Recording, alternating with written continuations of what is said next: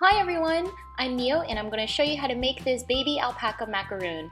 I was definitely inspired by Joanna's mint bear, and she's just an amazing crafter that I encourage you guys to check out her YouTube channel, which I'll provide information in the down bar. It's incredibly easy to create and I'm excited to show you guys how to make your own. Let's get started.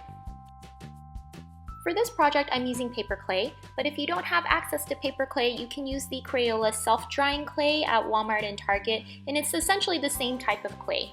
I'm mixing this into a nice light pink color, and I'm splitting it right in half so I form a top piece and a bottom piece. From each of the pieces, I'm going to pinch off two smaller pieces to form the nice alpaca ears on the little adorable macaroon. You want to make each of the pieces as even as possible, that way the top half of your macaroon is the same size as the bottom half. Taking the large piece of clay, you're going to flatten this to form the alpaca's face. You should try to make the bottom half of the alpaca's face wider than the top so it looks like it has nice puffy cheeks. Taking the smaller pieces of clay, all you have to do is pinch one side into an angle to form the cute little ears. I decided to form down-going ears instead of up-going ones, but you can do whatever you want. Just make sure you smooth out all the edges very nicely. Paper clay is really sensitive to water, so if you want to make a nicer smooth surface, you can use a little bit of water to smooth everything out. And once you're done with one half, make sure you do a second half that looks identical to your top one.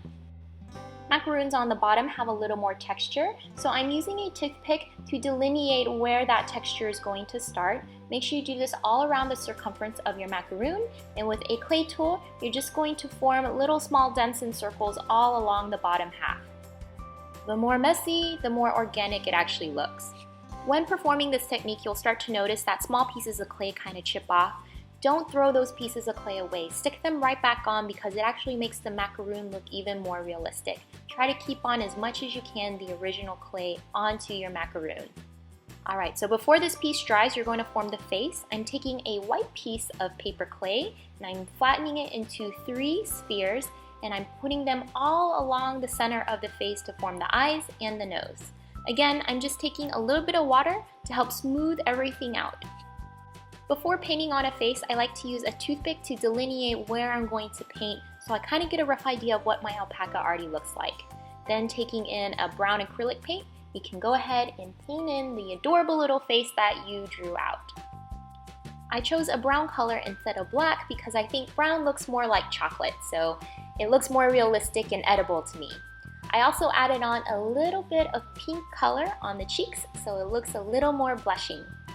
So here's what my two pieces look like. You can see I made a top and a bottom and they fit nicely together.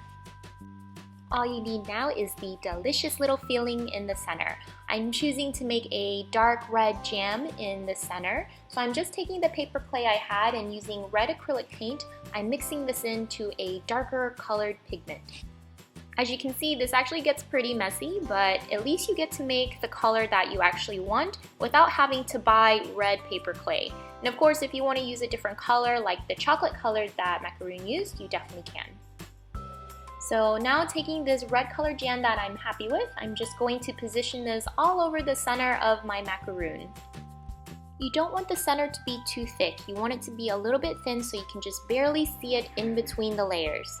Keep in mind that paper clay is a self-drying clay, so no baking is required for this to become a permanent object. It will self-dry on its own to a nice little spongy texture.